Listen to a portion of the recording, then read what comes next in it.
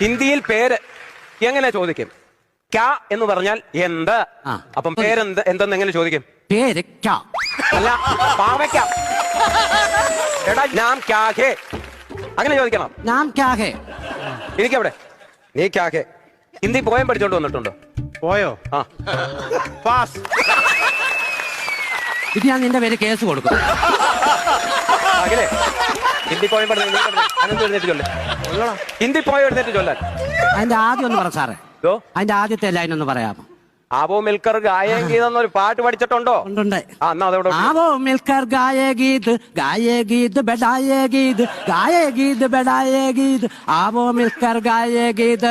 നാരായണ ജയ നാരായണ ജയ നാരായണ ജയ നാരായണ ജയ. ഇതെന്തിനാണെന്നറിയാമോ? നല്ലൊരു ഹിന്ദി പോയം കൊണ്ടുവന്ന് ഓട്ടം തുള്ളലാക്കിയത് പോയിരിക്കും. ഹിന്ദി